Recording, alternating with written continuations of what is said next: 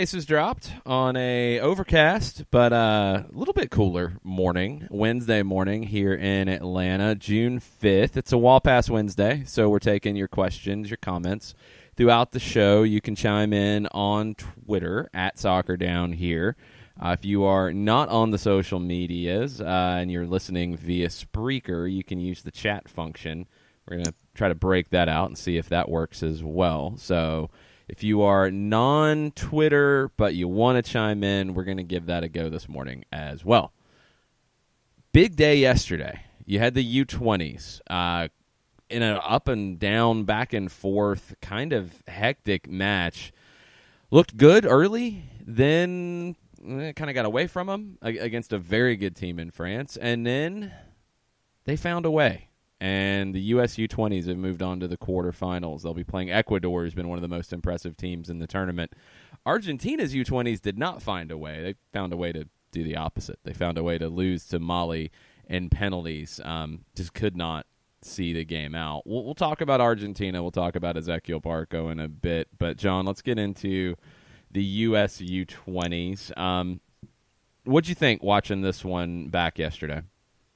Well, I mean, there were moments where I saw France see some things down the USA left, and I thought that they would continue to work that, and they went away from it. And you give Tab Ramos a lot of credit for hitting the substitutions correctly. And honestly, this was one of those matches where if you turned away, something happened. And I will stipulate that I turned away and something happened, and it just happened to be the game-winning goal. But great effort by the U.S. to get out of a hole and get back to equalize and come back and get things done. So tremendous effort by – are we supposed to call them the Baby Yanks? You can. Okay, because that's the first I heard about it yesterday. So – yeah, John, I'm not going to give you a pass because you don't hear about things very often sometimes. No, there's things that are out there that are very common, and you're like, I never heard about this. So that's a pretty common old school one. I haven't heard it quite as much as of late. Okay. I've never really went to it. I mean, U20s are the U20s. It makes you seem like you're crawling on all fours or something if you're calling somebody a baby Yank. No, it doesn't. Or that that someone overseas is being detrimental to the colonies by calling you a baby Yank. Have you never heard the U.S. national team called the Yanks? I've heard them called the Yanks, but the baby Yanks is what I'm getting at. Yeah, but you were just on the Yanks part. Like the baby Yanks. Look, the U20s used to be the baby Yanks because it used to be a bunch of college kids. It's not anymore, and I think that moniker can go away now. U17s, maybe. You want to talk about other youth national team groups younger than that? Okay, cool. But the U20s, no. And that's the biggest difference that I'm seeing with this team now is they're not kids anymore. No. These are young men, and they play like young men, and they play like young professionals, and they didn't do that a couple of cycles ago. That's the biggest difference in this group. A couple cycles ago, France starts to grow into this game and puts you under pressure, and you just turtle up and want to hide. That didn't happen here. And one, full credit to Tab Ramos for the substitutions that were needed. Credit to Abubakar Keita, who I thought really struggled. MLS Soccer puts a lot of the blame on Chris Gloucester, and Gloucester had a hand in it, but I thought Keita was getting just ripped apart at times. But passing stayed good. He made some good defensive plays, and he kept his head. That was the biggest thing that in previous cycles you didn't see U.S. U20 national team players keep their head in the moments that this one did. It's a credit to the coaching. It's a credit to the development that is very, very different than what it used to be. I thought Sergino Dest was one of the best players on the field for the U.S. yesterday, and he's had some struggles defending at times. He's been good getting forward. the winner he created with an absolute rocket of a shot that the goalkeeper couldn't hold. I thought Dest was one of the best players on the field yesterday. I thought Tim Weah had some really good moments. Sebastian Soto was outstanding up top. Paul McCall was very, very good. Richie Ledesma I really liked as well, and he assisted on the first goal.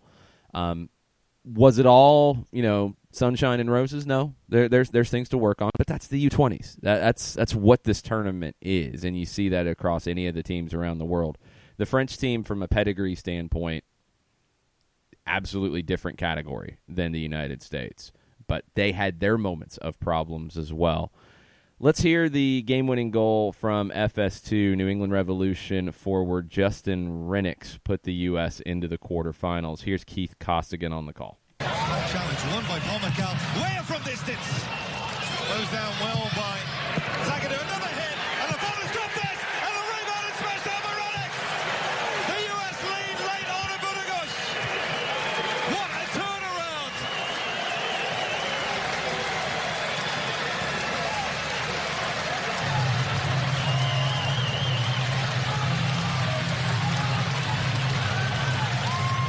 Sometimes you need just a little bit of luck on your side, and the U.S. got just that. Serginho Dest decides to have a shot from distance, but give a lot of credit to Justin Rennicks. He stays with the play. He follows this shot up, and he's rewarded for his efforts. The sure-handed Alban Lafont spills this one, and Rennicks is there on the doorstep to put it in and give this U.S. side a lead. When I watched it the first time, I thought goalkeeper's got to push that wide, but it was hit so hard from Dest. I don't think the goalkeeper even had the chance to think that way. Completely just unable to hold it, and Rennicks stays with the play as Maurice Edu broke down and puts it away. And then the U.S. held on. Really, really impressive performance from the group. And Tab Ramos, I can't figure out how the experts feel about Tab. It felt like there was some very over-the-top criticism of him and his lineups in the final group stage game. Just kind of shocking to me how much everybody turned on Tab in that one. You have to give him credit for the substitutions here. He nailed the substitutions when they were needed to change this game, and I thought the player who changed it the most was Ulises Yanez, the recent signing for Wolfsburg. Came in and gave the team, I think, a different attitude. And the moment that it kind of grabbed my attention, and I think it forced France back on their heels, was when he cuts inside, beats a couple, and just whizzes a shot right over the crossbar. Goalkeeper might have had it covered, but it showed a different level of swagger. And sometimes in these kind of games, and I think probably more so at the youth national team level, but you see it in pro matches, you see it in national team games. Sometimes those moments where somebody comes in and changes the approach, changes what the team is showing, and shows that bit of confidence, it can put an opponent on their heels. I thought Yanez coming in and having no fear, running at players, dribbling at players, creating opportunities, changed the way France approached the match and created more opportunities and had a big hand in the U.S. coming back to win. I thought Yanez was one of the most valuable players for the United States yesterday in a substitute role. I think what it does is that, when you're involved in a match and you're in a bit of a rhythm or a cycle of thought, and then someone like Yanez comes in and does something, it gives you that something else to think about late.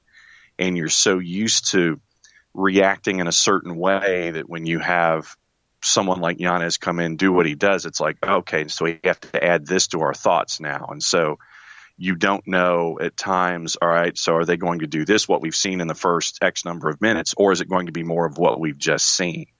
And having that much more to think about is going to put you on your heels at times. And so I think that, at least from what I was looking at, that was my thoughts about what something like that when a substitution happens does. And after full-time whistle, Tab Ramos he's just completely and totally cool about the whole thing. He just comes out from behind the dashboard, and he's just kind of walking across, and no real change in emotion, just the same even keel that he was for the 90 minutes of play.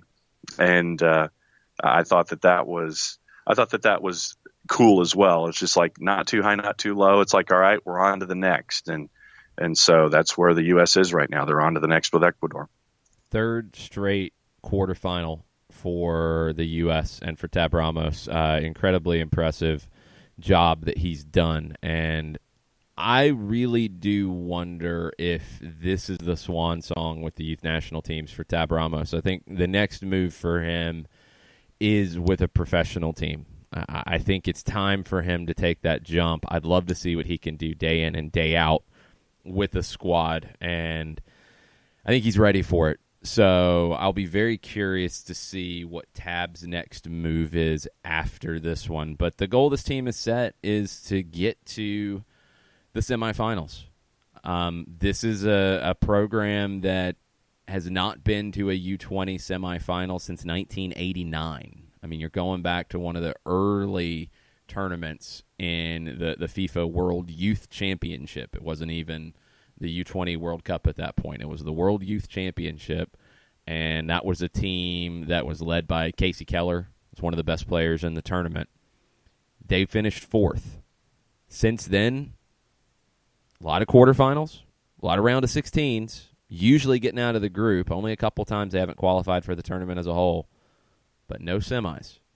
Now, it's going to be really, really difficult against Ecuador, who has been one of the best teams in this tournament. Ecuador is the defending South American champions at the U20 level. I saw them in their match against Uruguay, and it felt like they were playing at a different level. I know a lot of people were talking about France as one of the favorites here, and I think they were. Ecuador looked better, and Ecuador will be a very different type of opponent. I hope the U.S. can find a little bit different way of playing against Ecuador. I think it's a different type of opponent, a different type of test, and they're going to have to defend better. And you're going to have to make some decisions on what the back line looks like. I think you can't take out Dest. If you feel like Gloucester was a problem, I still think he has to be in this team. I wonder if it's Chris Richards and Mark McKenzie, maybe, although McKenzie came in as a late sub and had kind of a bad whiff on a clearance that could have created something for France. Keita defensively struggled. He was going up against one of the more talented players in the tournament, so maybe he can bounce back. I think defensively you have to think about maybe Edwin Cerrillo coming in as a holding midfielder instead of a fairly attack-minded group with Cervania, Pamacol, and Ledesma. You might need a little more steel to protect the back line against Ecuador. These are the things Tab Ramos will be working through as you get ready for that quarterfinal. Let's hear from the man who scored the go-ahead goal, which ended up being the winning goal, Justin Rennicks. Now or never, it's the round of 16. I mean, if we lose this game, we're out, but I just wanted to come in and make a difference. And I was able to do that, and I'm super excited about it. It's just been a big thing I always do is just rebounds, especially on my goal. I mean, I saw it coming. I knew the shot was coming in. There was a chance of it just bouncing out wide, and I read it, and I was there, and got the chance and put it away. In the locker room, we wanted to win this game. We have the drive. We have the players. It's crazy. We're one of the teams that you underestimate us and we'll punish you, and I think that's what happened today.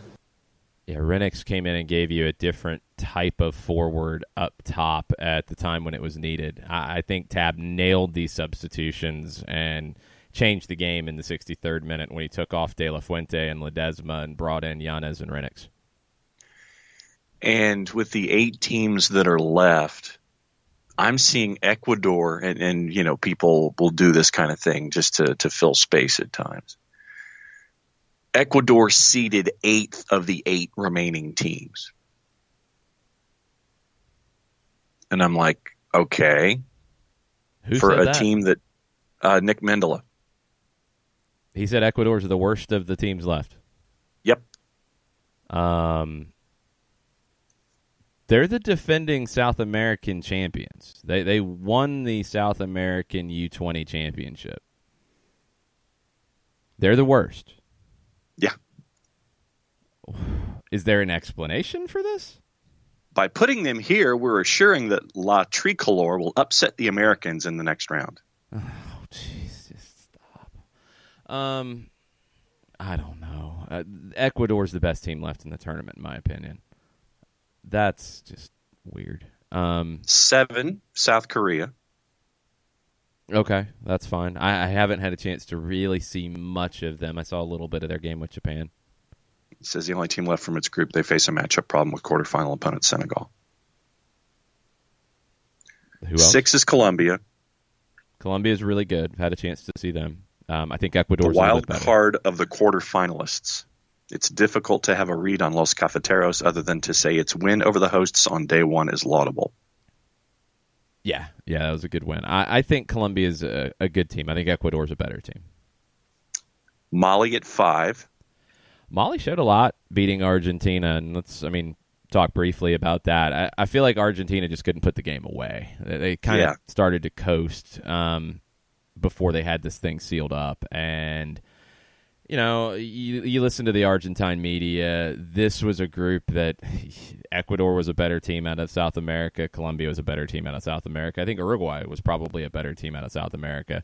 They didn't have a ton of players playing significant first-team minutes. It's why Ezequiel Barco stood out, and I think he was their best player in the tournament. Created the go-ahead goal in extra time that ended up being equalized when Argentina just fell asleep on a set piece. And Barco stood up and performed very, very well. The rest of the team, it's about who we thought they were. Not good enough. And they don't get the chance to move on and face the Italians.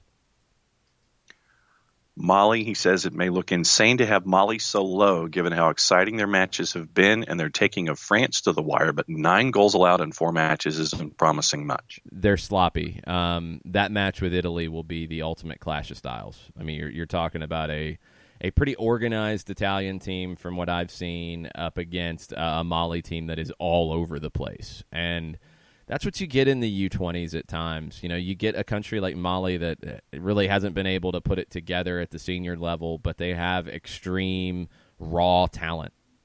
And are they going to be able to figure out enough organization against a team like Italy that will test that? I would probably say no, but I didn't think Mali was getting past Argentina watching the first half of that one either. Yep. He's got the U.S. at 4. It's just as easy to argue they can win the tournament than it is to say the Baby Yanks will bow out against Ecuador. I don't know if I'd put them as high as 4. Ukraine at 3. Still relatively untested after waxing Panama. But has to sit above the Baby Yanks after beating them in the group stage. Yeah. That's fine. The win over Panama was expected. It was amazing for Panama to get to the round of 16, and Guillermo Benitez did very well. And United 2's left back did very well in that tournament for Panama. So that's another thing Atlanta United can hang their hat on out of this tournament is the performances of Barco and Benitez. Senegal at 2, unbeaten with a pair of clean sheets on their record. The Senegalese are in the better part of the bracket when it comes to seeking the title. So he's putting Italy at 1? Yep. Why? Vintage tactical Italy has allowed 1 goal through 4 matches while averaging a single goal per game. Next up is a Mali team who's shown an ability to be easily opened up by nearly every attack on the schedule. I've watched Italy. They are organized. They are tactical. I don't think they're nearly as talented as Ecuador, Senegal, Colombia, possibly Ukraine. Probably in the same ballpark as the U.S. They're not as talented individually as Mali, but that's the ultimate clash of individual talent and no organization versus organization and less individual talent. For me, and I haven't seen everybody and studied everybody in this tournament, but it sounds like I probably have about the same base of knowledge as this list. Ecuador, I think, is the best team left. Senegal would be up there as well. Ukraine would be up there. Colombia, that's my top 4 in some order. And then it's U.S., Italy, Mali, and South Korea. South Korea didn't really impress me. Italy, Mali, clash of styles. Ukraine, Colombia should be a really good one. That's 2 good teams in a quarterfinal. U.S., Ecuador, it's just how the U.S. approaches it. You have to try to stifle some of this attacking talent. Ecuador is one that gets slept on a lot out of South America, but in terms of player development, they have been killing it in recent generations. They haven't been able to completely put it together at the senior level as much as we would expect, but in terms of developing young talent and in terms of a country that is just producing a lot of really talented players that are playing all over the world, Ecuador is one that doesn't get talked about enough. And I don't know what game is being played with that column, but Ecuador, Ukraine, Senegal feel like they're a cut above in this tournament. And I mean, I watched Ecuador a couple days ago, was really impressed with them. Watched Mali and Argentina, watched the U.S. and France, caught a little bit of Ukraine early on in the match against the United States.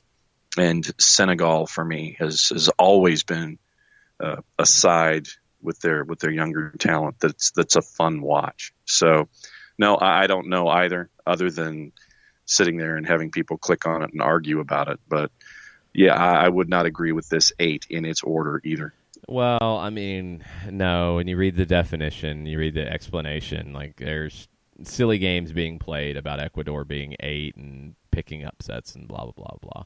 It's a little silly. They're the best team left, in my opinion. So for the United States, work will be cut out for them. Still, they're not just happy to be there. The goal coming in was to equal that best ever performance and get to a semifinal.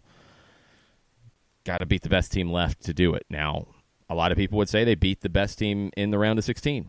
So should be no fear here, but I think it's going to take some different tactics, and we'll see what Tab Ramos can line up for that one. That'll be this weekend, and we'll talk more as we get closer to it. We're going to take a break here and get you updated on MLS Fantasy and our Fantasy League presented by Jason Wright of the Jason Wright Agency. Take a quick break. We'll be right back after this. Today's show is presented by Appolinsky & Associates, personal injury lawyers with over 30 years of experience, supporters of Atlanta United, Faction, and Inter-Atlanta Youth Football Club. If you've been hurt in a wreck, contact Steve today at steve@aa-legal.com or call in 24/7 at 404-377-9191. The initial consultation is free.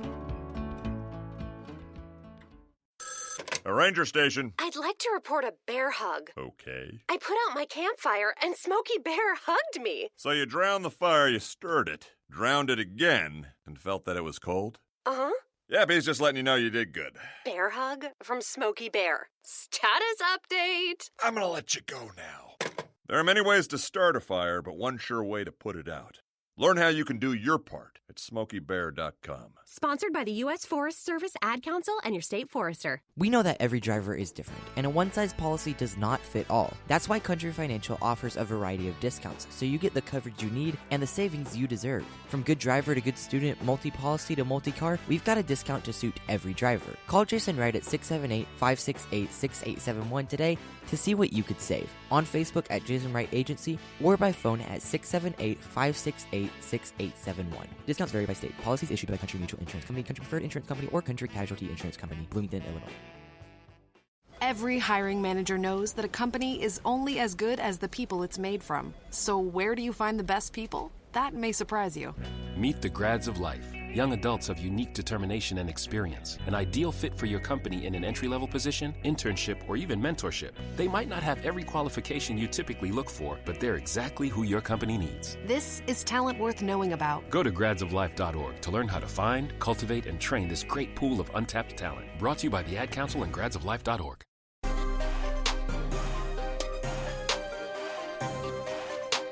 Welcome back. Soccer Down here. Wall Pass Wednesday, Tweet at us using the hashtag @SoccerDown here to join the conversation. We'll be getting to some Wall Pass Wednesday questions and topics in the next segment, but we got to get you up to date on the Fantasy League. Make sure you're following Jason Wright, AGEN, on Twitter or the Jason Wright Agency on Facebook. This is the final week of the spring season. So after this week, rosters, points, team values, player prices, they all reset. Team values reset to 100 million. Player prices will be adjusted. Boo. Yeah, it happens. It happens every year. It's you knew it was coming. The player prices are adjusted, not necessarily to the same values they were at the start. They could be higher or lower depending on performances. There's also some chatter in the MLS fantasy universe that some player positions might be changed to reflect where a player's been playing this season. That's always a fun one when you can catch, a guy who is really playing in midfield but is listed as a defender, and you put them in as a defender in your team. Take advantage of their midfield status, but on a defensive status. So that can help you with some extra points. But that stuff might be adjusted going into the second half of the season. It's kind of a weird week because you have matches that start today. There's a random smattering of matches in Major League Soccer right now. Nobody's playing twice. Only 12 teams are playing this week, and you have some interesting matchups. It does start tonight with Montreal hosting Seattle. Don't put Bakary Sagna in your lineup because he is listed as out with an ankle injury, so keep that one in mind. Seattle has a whole bunch of players, questionable, Kim Keehee and Victor Rodriguez, but also out with international duty, so that's where this week's lineups get really, really tricky with players away on international duty. Who's going to step in and play? Who's injured and can't play? We'll run through it once we get through the update from last week. Open League top performers. Black Star FC, 177 points. That was ninth in the overall Atlanta United League. Goldmine had 175. The Stay Puffed Marshmallow Men had 174.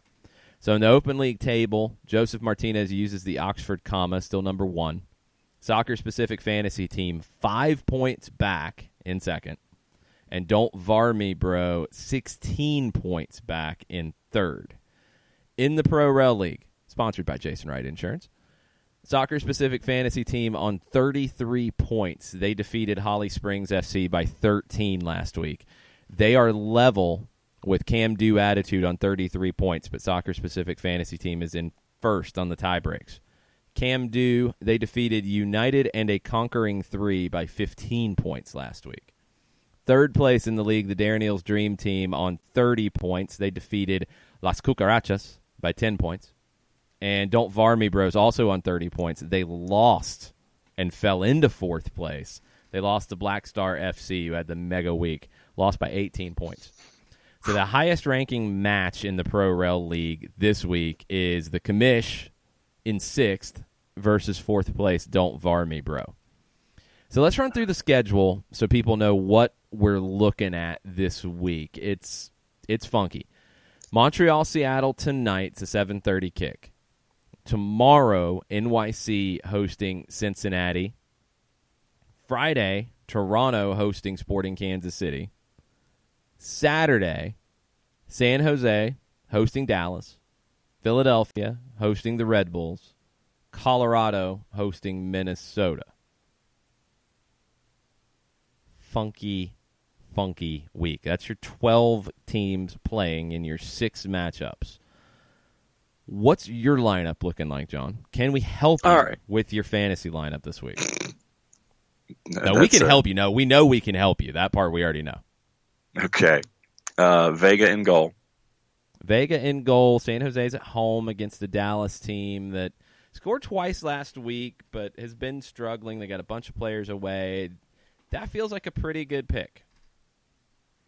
And right now, Westberg is my reserve keeper.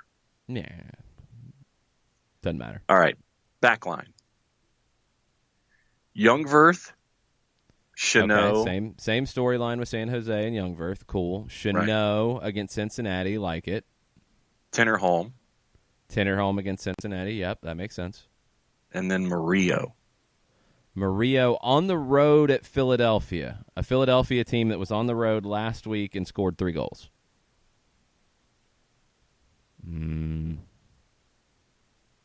Porqué? Ozzy Alonso? No. I'm still on Murillo. Porqué? Salary at the time? There's got to be other options. And the average number of points per match at 6.36. Well, he better get some assists or some goals for you because I think Philadelphia could put some points on the board. Okay, midfield. Felipe? Well, wait a minute. Alonso, you had in the midfield? Well, no, actually, Ozzy's listed as I'm looking at defenders and it gives me a midfielder listing. So disregard Alonso. My 4 in the midfield currently. Okay. Maxi Morales. Maxi Morales at home against Cincinnati. Like it. Felipe and Johnny Russell. Felipe. Wait, you have Felipe in your team? Uh-huh. Like Felipe from Vancouver. Oh, Felipe Gutierrez. When you say Felipe, that is Felipe Martins, who plays for Vancouver. Felipe Gutierrez. Felipe Gutierrez, Johnny Russell. So you have them both on the road against Toronto. Not bad. That's one that the road team can put up some points. And then Barrios of Dallas. I don't know about that one. Good week last week, but I don't know about that one against San Jose. What do you have and up then top? Up top, Quintero and Wando. Quintero on the road in Colorado. Wando I like because he's just smoking hot right now.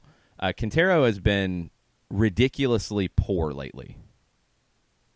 He hasn't scored in open play, and if I remember the stats, it was over 600 minutes. I think it was like 610 coming into the Atlanta match. So add whatever he played against Atlanta and add the 60 or so minutes he played over the weekend against Philadelphia, and you've got Darwin Quintero doing nothing in 750 minutes. You've got to have a better option. Okay. Well, then midfield, do I go with Alonso going up against Colorado? Alonso, no, I think your midfield's okay. Quintero, you got to get him out. Okay, he's out. Like he hasn't scored in like weeks and months and not quite years. Yeah.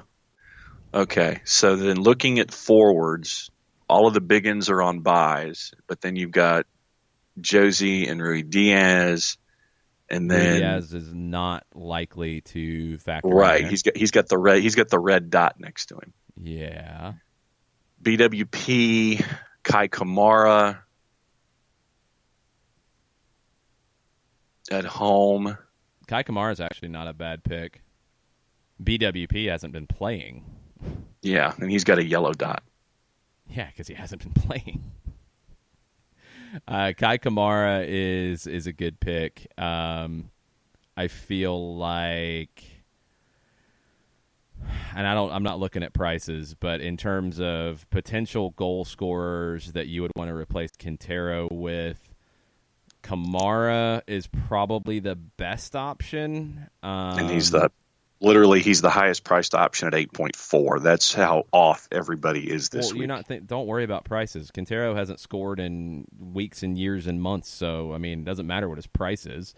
Kamara would be the most likely goal scoring option looking at the 12 teams playing. He's the one that I like the best. Hebert would be a possibility for NYC. If you want to go maybe wild card, and I believe he's back after suspension, Christian Nemeth for Sporting would be a possibility. That's probably where I'm at because I don't know if there's anybody else I really trust. So Kai Kamara would be the one I'd go with. Yeah, so Kamara, Wando up top, and now I'm looking for my fourth in the midfield to go with Felipe Gutierrez, Maxi Morales, Johnny Russell. Who are you taking out of the midfield? Barrios. I mean, that's not horrible. Barrios played well last week, so I don't know if there's an obvious upgrade there. And that's where you get tricky because, I mean, look, it's one thing to say I'm not playing Darwin Quintero because he hasn't scored in 750 minutes. When you're looking at midfield, look, out of the teams that are at home, and you're normally going to start with the home teams, is there a obvious better solution? Not really. There's just not. So Barrios would be Dallas's probably main goal scoring option here. I would probably stick with him. But the thing is, you said that everything gets blown up after this week, right? Yeah, but don't start rotating to worry about next week. Don't do what we've been talking about for the last month or so. You're not worried about next week. You're worried about this week. Well, what I'm saying is that right now I've got Vela on my bench. I could blow him out and put Pozuelo in and be under my salary figure. Yeah, if you want to do that, yeah, go for it. You can do that. Because next week or whenever we come back from international break and we decide to do things, then Vela is reset and what I've got him at right now is irrelevant, yeah? That's good strategy. Yeah, you could do that. I don't know if Pozuelo is going to get you more points than Barrios, but I'm just saying. Because then after that, you're looking at Medunjanin, Taider, Montero. Yeah, Barrios, Pozuelo are two good options there. And it's just up to you, whichever one you want to go with. I'll go with Barrios. All right. So, well, hopefully we have helped the people. Yeah. Vega, Youngworth, Chanot, Murillo, Tinnerholm, Felipe Gutierrez, Maxi Morales, Johnny Russell, Barrios, Kamara, Wando, and then bench. Well, good luck. Well, Mr. Top 25, me, consistently. 23rd in the league right now. Yeah, hopefully we have helped fix a couple of things. Now watch Darwin Quintero have a hat trick, but For real. He's been really bad lately, so I would run from him. All right, yeah. We're going to take a break. We're going to come back. We're going to get into your Wall Pass Wednesday questions and comments and such. Tweet at us at Soccer Down Here. We'll be right back after this. As a business owner, you know that every year brings new challenges and opportunities. The success of your business demands expertise and focus. And Country Financial can help you keep that focus by helping ensure you have the right insurance protection in place to meet your goals. Jason Wright can help you create a customized insurance plan that has coverages designed just for your business. Give Jason a call at 678-568-6871 or reach him on Facebook at Jason Wright Agency. Coverages vary by state. Policies issued by Country Mutual Insurance Company, Bloomington, Illinois. Got issues with youth or high school sports? Positive Coaching Alliance can help. PCA is a national nonprofit working to transform youth and high school sports so that every child has a positive character-building youth sports experience. PCA provides live and online workshops to train double goal coaches whose first goal is winning and whose second, more important goal is teaching life lessons through sports. PCA also has workshops for parents and high school student athletes. For more information, please visit positivecoach.org.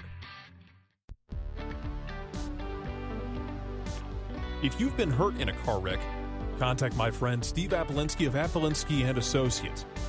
He's been representing individuals for over 30 years throughout Georgia and Alabama. Email him at steve@aa-legal.com or call him 24/7 at 404-377-9191. The initial consultation is free.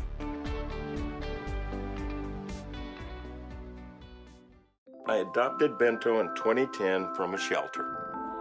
This cat makes me make art. He's always motivating me to draw pictures of him. He just is motivating artistically. He's my best friend, but a lot of people know him as Keyboard Cat. Keyboard Cat, YouTube star and shelter pet. Amazing adoption stories start in shelters. Start yours today. Visit theshelterpetproject.org to find a pet near you. Brought to you by Maddie's Fund, the Humane Society of the United States, and the Ad Council. Welcome back. Wall Pass Wednesday, Soccer Down Here. Getting into your questions and comments and shared tweets and such. And Jarrett Smith throws one at us. The Las Vegas Review-Journal has reported that Vegas Golden Knights owner Bill Foley is eyeing a Major League Soccer team to play in the new Raiders Stadium in Vegas. This is in addition to the reports from the weekend about billionaire Seth Klarman of the Ballpost Group, a Boston-based private investment partnership that he founded in 1982, that they would purchase the Las Vegas Lights of the USL Championship, pursue an MLS team, and build a soccer stadium at the current site of Cashman Field, where the Lights play, former minor league baseball stadium. Huh. So you've got that group over on the right side. You've got over on the left side the Vegas Golden Knights owner Bill Foley partnering with Mark Davis and the Raiders to play in the 65,000-seat domed stadium that is set to open in 2020. One thing about that Raider stadium, if you flash back to the discussions that were had with city councils and county commissions and all of those types of folks, there was a very prominent soccer person sitting with Mark Davis and talking about everything with that stadium, and his name was David Beckham. I remember that. I always wondered if Vegas was his plan B or C or D or whatever the backup plan was. Doesn't matter because it looks like things are good for Inter Miami now, hopefully, possibly, maybe. But Vegas having a soccer component to the Raiders stadium is not a shock at all. No. You've got a lot of very rich people who are wanting to invest in Major League Soccer right now. And it sparked, not intentionally, but there's a different discussion going on in my Twitter timeline. Mike Dobbs has posted a tweet about, kind of where things are right now, and it's responding to, I guess, a conversation that has kicked off about where the NFL will be down the road, where Major League Soccer will be down the road, comparing revenues, comparing salaries, comparing viewership, et cetera, et cetera, et cetera. MLS is nowhere near NFL right now. But down the road, yeah, it can get there. It absolutely can. And I know people will say that I'm stupid or crazy or whatever. Football is not going to be the football that we know, I think, in 20 to 30 years. I think it's going to be very different. The main reason is right now kids aren't playing it as much. And there's a variety of reasons why they're not playing it as much. And that, requires a whole lot of discussion that we can get into if you want. If you want to ask questions, go for it. But they're just not playing as much. Now, are they all turning to soccer? No, they're not. But soccer's growth alongside of that creates an opportunity. It 100% does. And when things change for the NFL, and we've talked about this before, like I can see a scenario where participation drops off, school programs drop off, like middle school, high school football programs drop off. And I think that's even happening in some smaller communities right now. It's very small, but it's happening. Costs and participation numbers are just, it's not working out. So in 20 years, that's going to expand. Soccer at the school level, from what we're seeing here in Georgia, it's growing. It's becoming more important. It's becoming more ingrained.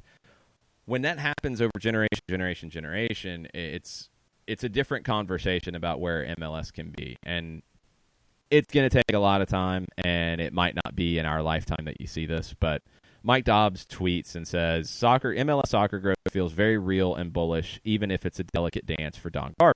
NFL's in real trouble. I don't think that's the case. They have to look at what's out there on the horizon, because if they don't, then they turn into Major League Baseball. And you have issues with Major League Baseball that are far more, I think, immediate in terms of attendance and numbers. NASCAR is probably the most immediate of it, where it feels like the bottom fell out. The next decade for soccer in the United States, when you look at a World Cup coming in 26, potentially a Women's World Cup coming in 27, they really should get that done.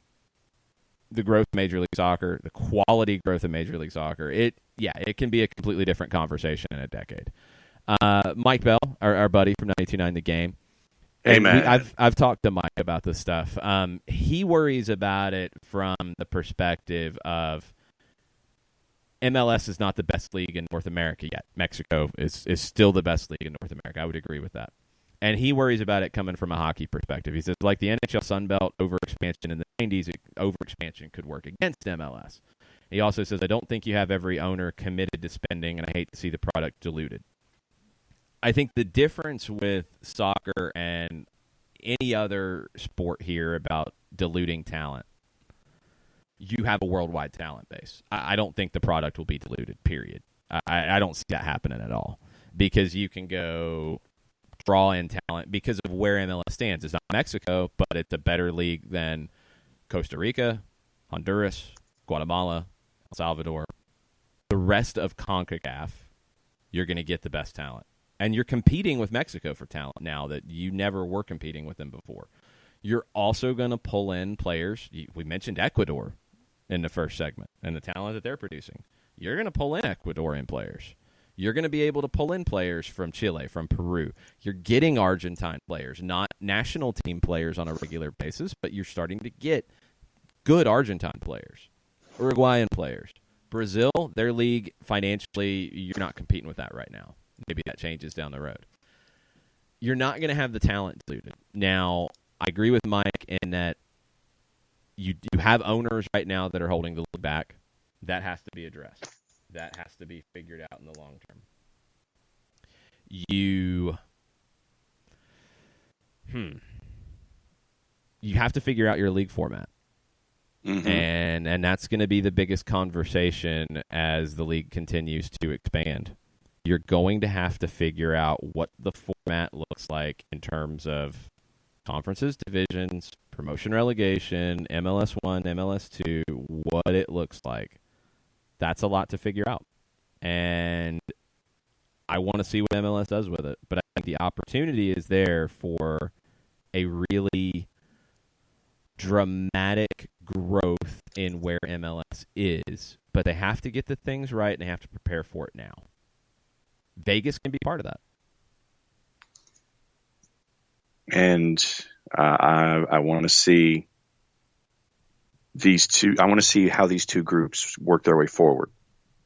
And I know we have two separate plans.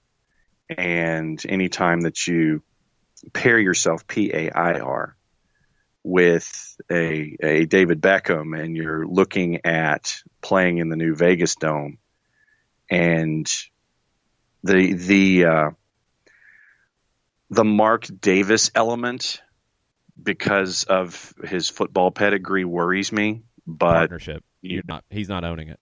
There's been no talk about him owning it. You're playing in his building, and then that's fine. And I want to see the next couple of steps with these two ownership groups, because one is a fixed renovated Cashman, and the other is Vegas Dome with the Beckham relationship. I don't think one's a renovated Cashman. I think it's tearing it down and building a new stadium. I don't think it's renovating Cashman. That's not the way it was portrayed. I could be wrong.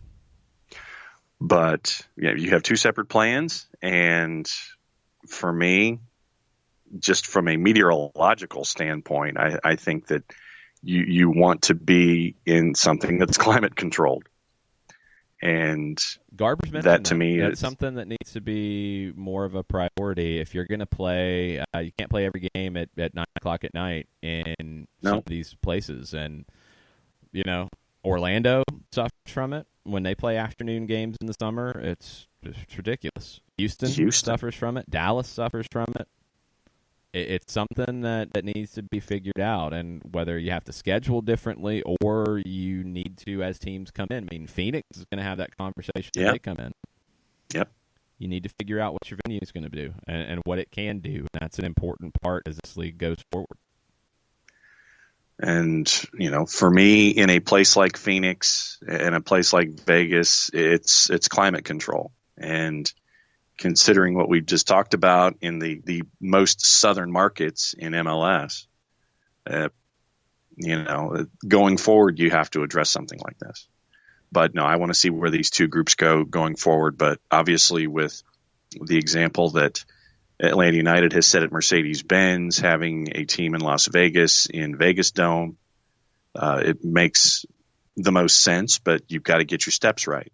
And I want to see, obviously with what Foley has done with the Vegas Golden Knights, a lot of folks said Vegas, nah, but they've hit every note right so far. They were not an expansion team. They were a first-year team because of how the National Hockey League structured the draft of players. They were Atlanta United in the NHL. I mean, the structure was differently in the way the team was constructed because hockey's different, but they did what Atlanta United did in MLS. They did that in the NHL. So when you look at ownership, we don't know what the Boston-based billionaire would be bringing to the table, but the Vegas Knights ownership, the Vegas Golden Knights ownership, have a track record that is pretty appealing if you're thinking about it. And we'll see. I mean, this expansion in MLS is going to be very, very interesting, and the overall level of ownership in the league, because the venue, whether it is a brand new venue where Captain Field is or you're playing at the Raiders building, it's a big part of it, but you have to pick the right ownership.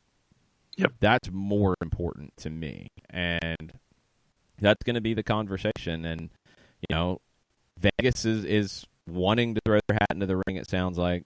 Charlotte wanting to throw their hat in the ring with Tepper. You have Sacramento and St. Louis, who are basically on the line waiting to get approval.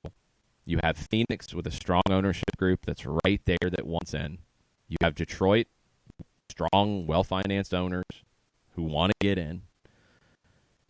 There's a lot of things on the table, and it feels like not a critical time in terms of, well, if MLS doesn't get this right, it goes away.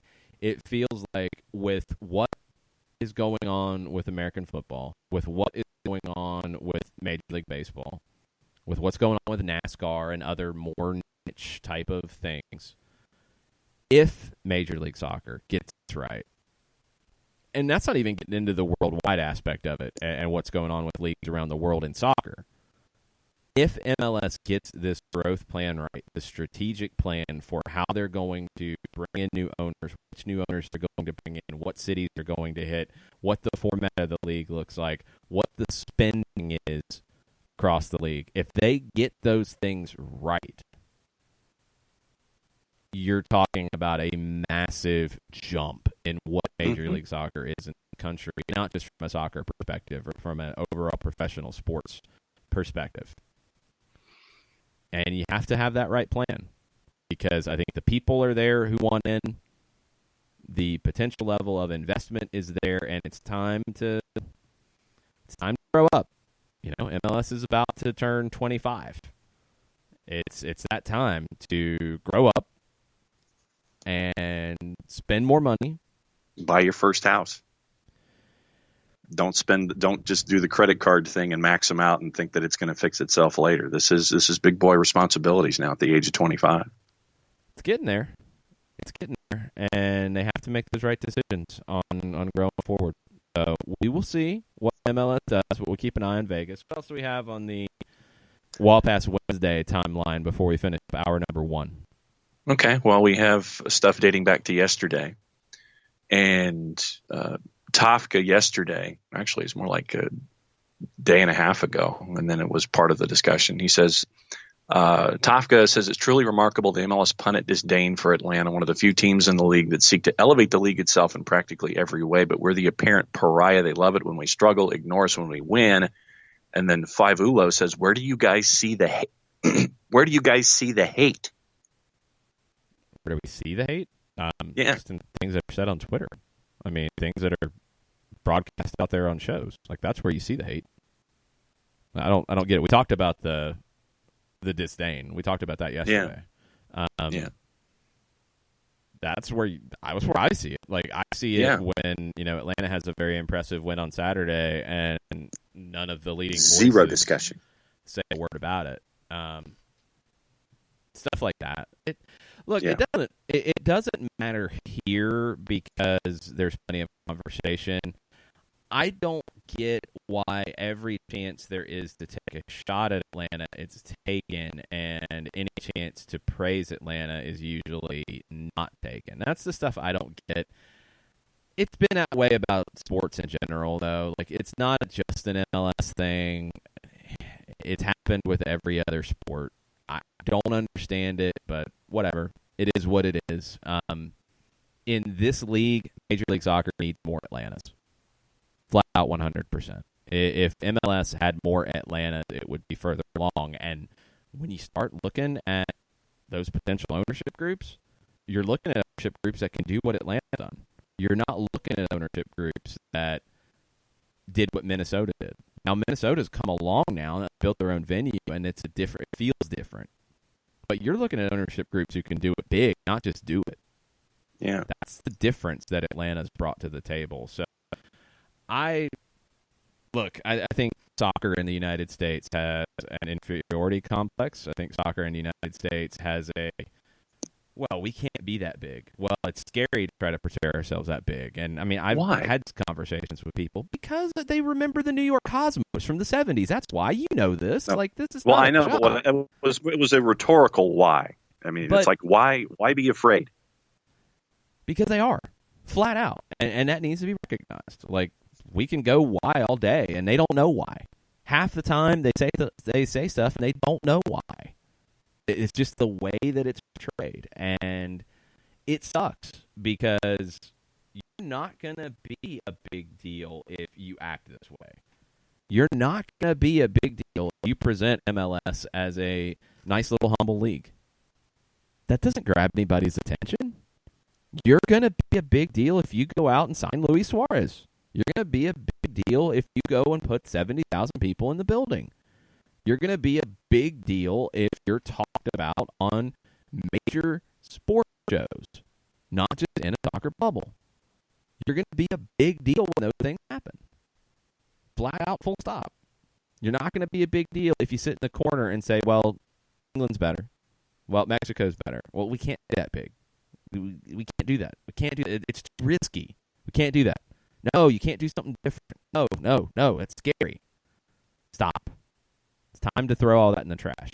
And it's time to realize that, yes, it is possible for Major League Soccer to be one of the best leagues in the world. Yes. Don't be so afraid. I see conversations on Reddit where somebody said, well, MLS isn't even a top 20 league in the world right now.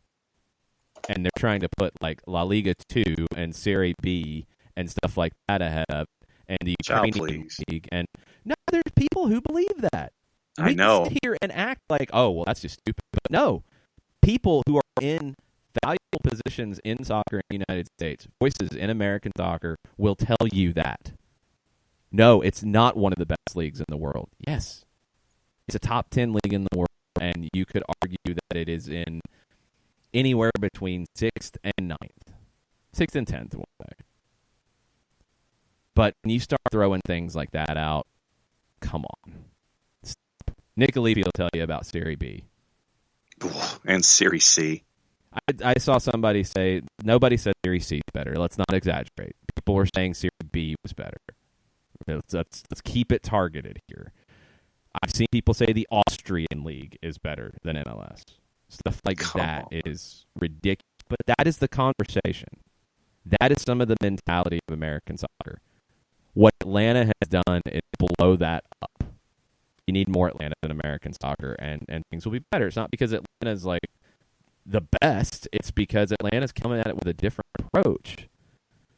Need more of that. Don't be so afraid. You're not going to grow if you're afraid. Let's take a break. We'll get Conti on the line after this.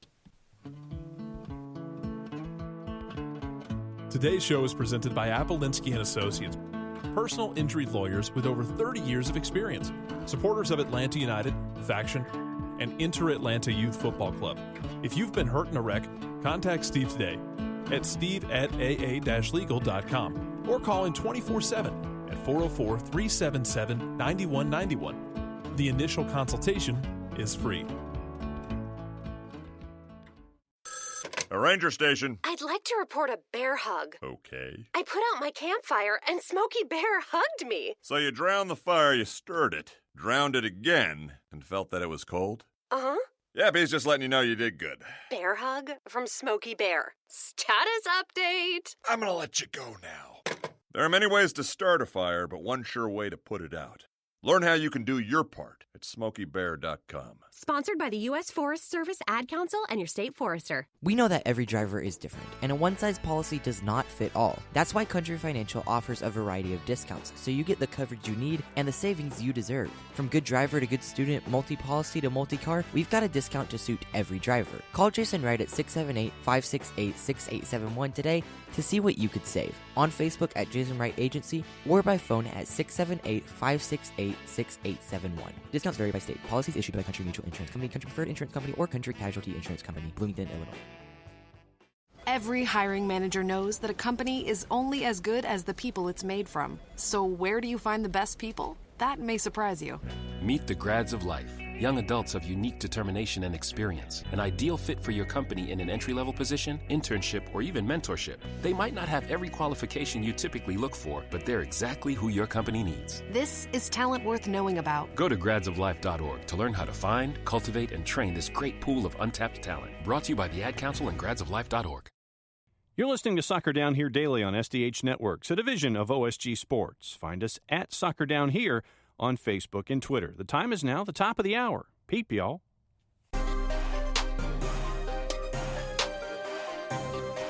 Hour number 2, Soccer Down Here, June 5th. It's Walk Past Wednesday. We're taking your questions, your comments throughout the show. Tweet at us at Soccer Down Here.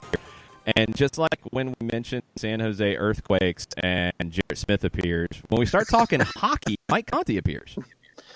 Yeah, go figure. I mean, the Stanley Cup final, we're going to get 2 more games. And anytime we want to talk hockey and somehow correlate it to soccer, because that's pretty much what I do for 2 hours during a MLS broadcast, why not bring me on SDH?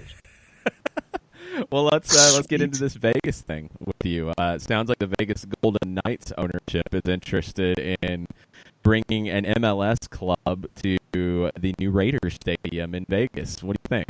I love it. And we were talking about it off the air. There is a big geographical void in the desert Southwest right now for MLS. And I know Phoenix has been kind of at the top of a lot of people's list for the 30th team when we get through all this expansion. It sounds like St. Louis is 28 and Sacramento is 29. I know Phoenix is on the list, but this is kind of the last geographical frontier now for MLS where they have not dropped a pin yet. And if it's going to be Las Vegas, I'm totally fine with that. I like the fact that you have a successful owner of a major league sports team that has proven that he is willing to bring in smart people to run an organization. I mean, he brought in George McPhee to run the Golden Knights, and within a couple months, they're a Stanley Cup contender.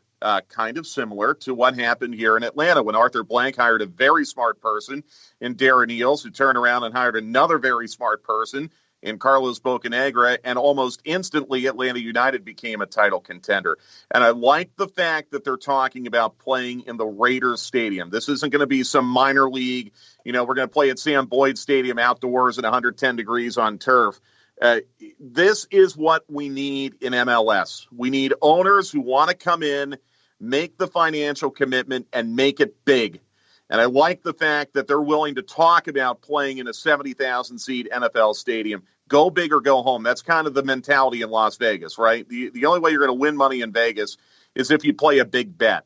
So everything that I'm hearing about this checks the boxes for me as far as being a very viable expansion entrant in MLS. Now, I think where it gets tricky, guys, is do you want to commit to that 30th team and then shut the door on San Diego and Phoenix and Indianapolis and Charlotte?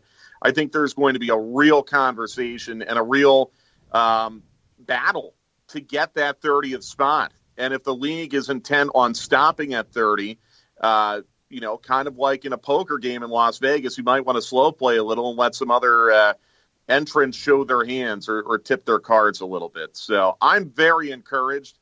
I think Albuquerque is a market that has shown this year is a market that could absolutely support an MLS club.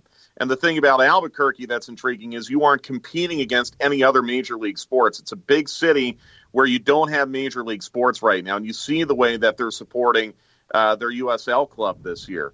So if it's not Vegas, okay, I think you've got other options in the desert Southwest. But the fact that you have a wealthy major league owner who seems to be giving indications that he wants to make this big, the more owners that want to spend money and make it big in MLS are the owners that you have got to allow into this league. I don't think you're stopping at 30 either. Yeah. Yeah, I think that, you're talking about right now MLS, which is put itself outside, in the outside lane, and you're passing NASCAR, and there's worries about the National Football League. And so right now, much like what you want to do when you're in Vegas, is that you want to take that investment and you want to bet on the come, and that's what you've got right now with MLS. And when you have a guy like Bill Foley, who hires a George McPhee, who then in turn hires a Gerard Gallant, and I've consistently said that this is not an expansion team. This was a first-year team, and Jason said that basically what you had brought in with the idea of it's what Atlanta United did in MLS. It was not approached as an expansion team. It was a first-year team that was constructed differently. And Atlanta United, you have Arthur Blank bringing Darren Eales, bringing Carlos Bocanegra, bringing Tata Martino. So that same mindset is there, that what we're anticipating with what we've seen with Vegas, the idea of a Vegas MLS franchise, if it's fully. Yeah, and those are the guys you want running franchises, owning franchises in this league. To Jason's point about not stopping at 30, maybe going beyond, I think then you get into a real logistical problem about how do you find a way where you can play every club every year if you go beyond 30? Do you go to 38 games and you go to 32 teams? I know, Jason, you are a believer that there is enough of a talent pool, that soccer has grown enough in this country where there's enough of a talent pool to support more than 30 teams in MLS. Easily. And I agree with that. I just worry more about logistics. How do you work it out where if you have that many teams, you play everyone in the league at least once? Do you go to what I threw out a couple weeks ago, where you just split it East and West? You only play teams in your conference, and then the cup is against the winner of the opposite conference. Does this push us a little bit closer to Pro Rel, which I don't think we're ready for yet? These are all concerns that Don Garber is going to have to think very, very seriously about before just taking $500 million checks for expansion fees. And believe me, I mean, those expansion fee checks, I don't know if it's $500 million, it might be less, but those expansion fee checks are extremely important. That dwarfs what the league is making right now in national TV rights, and that is usually the primary source of revenue for any professional sports league. So it's hard to say no to that. But I think you need to proceed with a certain degree of caution. I think there are more markets right now that want to get into this league and do it big than we've ever had in the 20-some-year history of MLS. And I just hope that they're very careful and cautious about not just rushing, okay, Sacramento, we're going to put you in, even though you already have a team down the road in San Jose and it doesn't really fill a geographical need. The same argument could be made for St. Louis. And you guys know me. I've been a big proponent of MLS coming to St. Louis. That is a huge soccer market that, for whatever reason, the league has not tapped into. Now you're going to put two teams in the state of Missouri, and you don't have a team in the upper Midwest outside of Minnesota and Chicago. You don't have a team in the desert Southwest at all. I think you need to look at it from a geographic standpoint a little bit. You also, unfortunately, this is the reality, you've got to put the largest television markets that don't have clubs in the league if you're going to extract more money out of a national TV deal. That, of course, means Phoenix and Detroit. So it's complicated. I'm glad I'm not making the decisions, but I'm glad to hear another owner of a major league sports franchise that has had success wanting to put their toes into the MLS water now and giving the indications that they want to do it big. See, I disagree with looking at the map just for the sake of looking at the map, but I do agree on the TV side, and that's a huge, huge factor going forward for this league. But I think it's more about the quality of the ownership. And if you're getting quality owners who are going to present their club and their games in a first-class, high-level manner, and they're going to invest not just in bringing top talent, but also invest in growing the game in their market, they are welcome in this league, and they will push it forward. You've got more high-quality owners who are interested. You've got more good locations that are interested than you've ever had in American professional soccer, period. Ever. I mean, it's not even close. Like, people have tried to compare it to the NASL when it grew. You had a lot of fly-by-night groups that were able to cut a check that hit their expansion number. When you're talking about an expansion number of $250 million, that cuts out a lot of riffraff.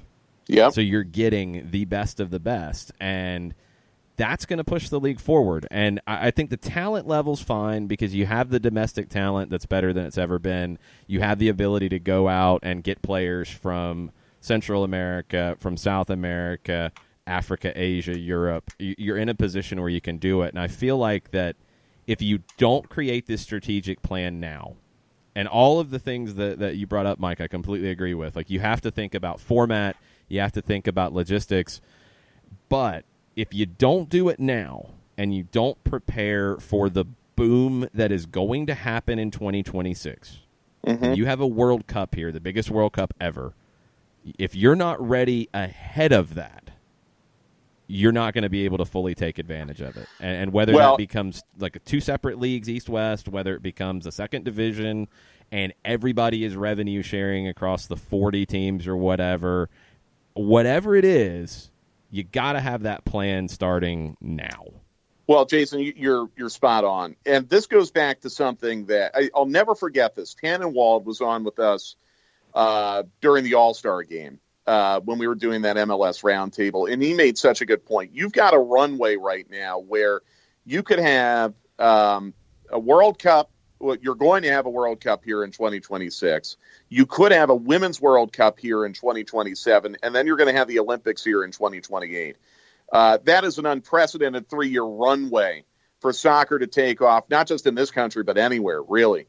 And you're right, Jason, you've got to be ready to take advantage of it, because as much as we have seen soccer grow and expand and become what it is right now across this country, imagine what we're going to be talking about 10 years from now. And by the way, that's not just MLS, that's the NWSL as well. You have got to be in a position to capitalize if indeed the Women's World Cup is going to be here in 2027. And I think you've got a lot of MLS clubs right now that are starting to sniff around at MLS or NWSL, seeing what's happened in Utah, seeing what's happened in Portland, seeing what's happened in Orlando. And I think that's a huge part of this equation. And I think it's ready right now. We're very, very close. You just need that first owner with major credibility to jump into the pool. And then I think a lot will follow. Many others will follow. So it's a really exciting opportunity. It's a unique opportunity. And what excites me the most is it's not that far away. We are within a decade of soccer being on a completely different plane than it is right now. And it's ascending right now. But imagine where we're going to be 10 years from now, especially when we compare it to, as John said, what's happening to the NFL, what's happening to Major League Baseball. Major League Baseball's got some major problems right now as far as pace of play and lack of interest and the shocking lack of diversity that exists right now in Major League Baseball. The football, as John said, the struggles there are pretty well documented. Hockey is always going to be a regional sport, basically. I think you're, believe it or not, looking at MLS and the NBA being the two healthiest professional sports leagues right now as far as growth is concerned. So Jason's right. You got to be able to take advantage of this, and I think it's very exciting. And you're looking at, MLS right now, and NASCAR's having problems, and, we mention all these other things.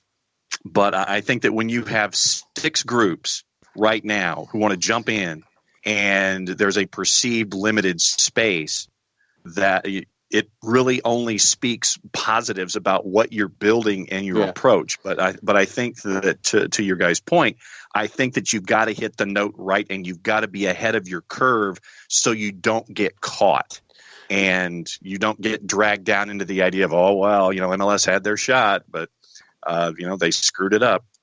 Well, I'll tell you I'll tell you one other thing that really makes me feel good about where the league is right now. And this goes back to a guy like Foley in Las Vegas, maybe trying to get in, is when you look at the existing 24 clubs right now, I don't think we can really identify a club where you would say, you know what, that owner is not being a good steward for this league anymore. You would like for someone else to take control of that club and potentially move them. I don't think you can say that about Chicago anymore because they've made the commitment to go to Soldier Field. That is a big, big step, and they're going to pay a financial penalty to do so. I don't really feel you can say that about New England, and this has been debated, but Robert Kraft made the investment to build a first-class training ground. I think that is a very, very important consideration. The pre-court situation has resolved itself in Columbus with the help of Arthur Blank to get Jimmy Haslam in there. So this is another good sign for the league right now. I mean, if you look around the map at the 24 clubs, I don't really think you can identify an ownership group that's doing it wrong right now. You have some clubs that have built, well, hell, I'll just come out and say it. DC went out and built a new stadium. They may have forgotten a few key elements of how to build a stadium, but they went out and did it. That's a commitment. So Colorado. Well, Colorado. Colorado. Cronky. Well, other than that, but you know what? Even Colorado, I would say this. Cronky might not be incredibly attentive right now to that club. But I still think from an academy standpoint and from a community standpoint, what they do in Commerce City with the facility that they have, that there is the foundation there for good things in Colorado where you don't have to move that club out of Denver or Commerce City. I think it's two-pronged, John. I think you're looking at the ownership, but then also the foothold in the community. And I think Colorado at least has the foothold in the community with a pretty robust academy program. There are things that they're doing well out there. That would be the one that I guess stands out. But if we're talking about 1 out of 24, that's a much better position than the National Hockey League was in a couple years ago when Arizona was in receivership and Gary Bettman was doing absolutely nothing to stop the Thrashers from moving, and the Islanders were on the verge of moving to Kansas City or Quebec City, and all the Canadian clubs were struggling with the weak dollar, and you had a huge, huge mess. It's a far cry from there. It's a far cry even from what you had in the National Football League recently, where you had 3 franchises relocate. You don't have that instability in MLS, and I think that's a really, really good sign. Yeah, I think it's a real credit to the growth of the league and where it's at and the potential for where it can go. Before we let you go, let's talk about where Atlanta United has been and where they're at going into the break after the 2-0 win over Chicago. Pretty comprehensive win to close out a long stretch of games. Where are they in your mind when it comes to the MLS power rankings right now?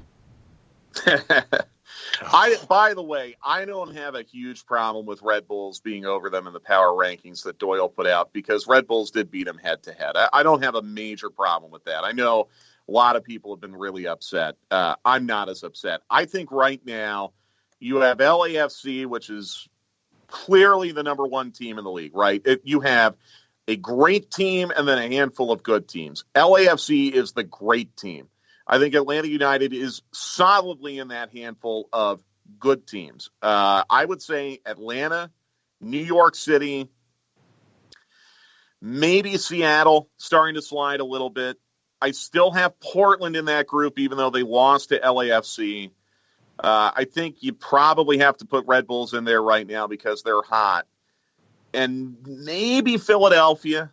I think that 3-3 draw they got at Minnesota was actually a pretty solid point. That's a group right there. Houston might be kind of teetering on the outside of that, but that's a group. Atlanta United is very solidly in that group right now. And the great news is for the club is that you were looking at maybe 7 or 8 players being out for the Toronto match on international duty. Now it looks like it's only going to be Joseph Martinez. And, of course, Franco Escobar will be suspended. It's unfortunate for guys like Miles Robinson, who I think should have had a chance to play with the U.S. men's national team. It's very unfortunate for Barco, who was maybe the best player at the U20 World Cup, that he has to go home early. But from a club standpoint, that's really, really good. So I almost feel like all of the bad luck that beset this team at the beginning of the year, from injuries with Bello and Escobar and all of that, to all the weather and the schedule compression and all of that, the soccer gods are starting to even it out a little bit. And as far as the MLS pecking order is concerned, Atlanta United is not there with LAFC yet. I think they could get there, but they aren't there yet. But they are solidly in that second group with maybe 4 or 5 other teams. And that's a good place to be right now.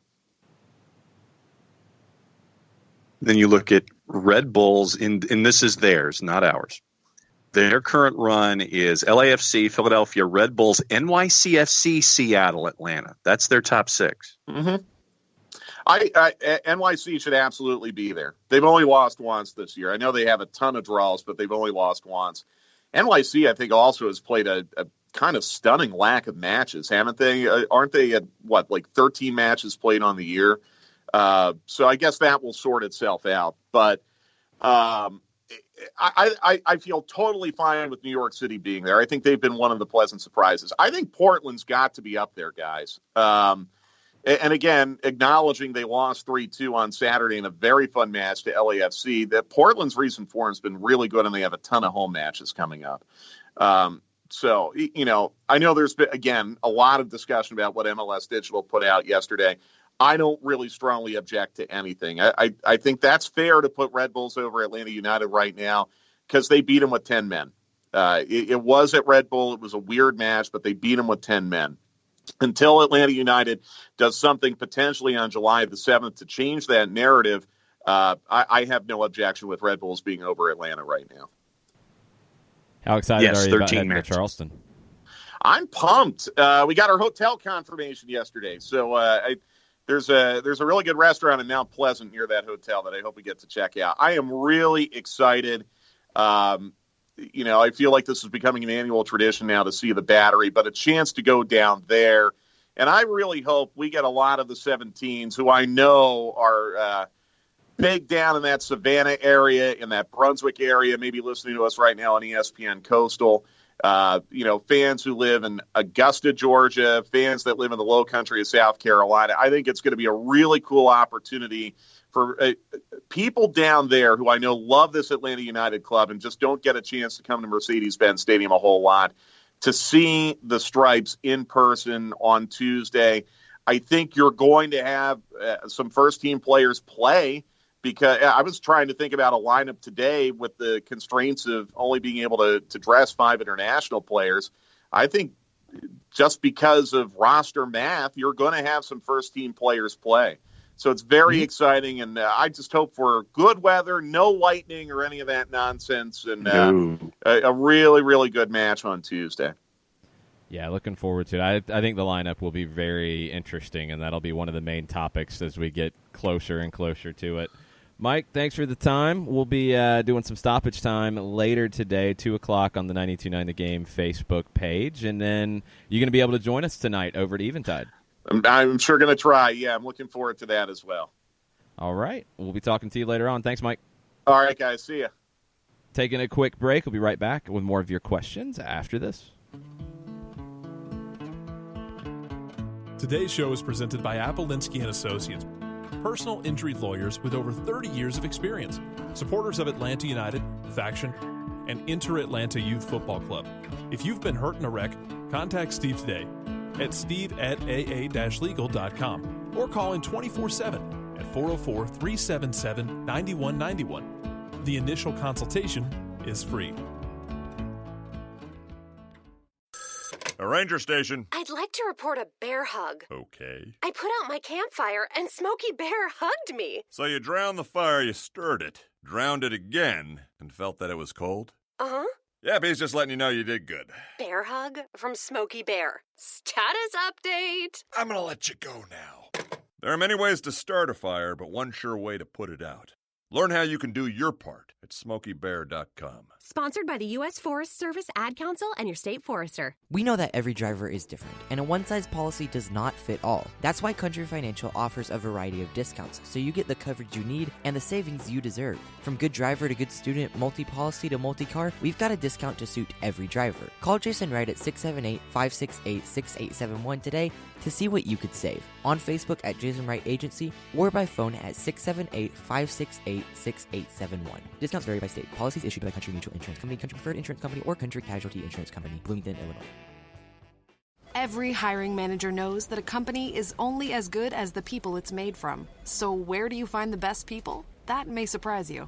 Meet the grads of life. Young adults of unique determination and experience. An ideal fit for your company in an entry-level position, internship, or even mentorship. They might not have every qualification you typically look for, but they're exactly who your company needs. This is talent worth knowing about. Go to gradsoflife.org to learn how to find, cultivate, and train this great pool of untapped talent. Brought to you by the Ad Council and gradsoflife.org. Welcome back. Soccer Down here, Wall Pass Wednesday.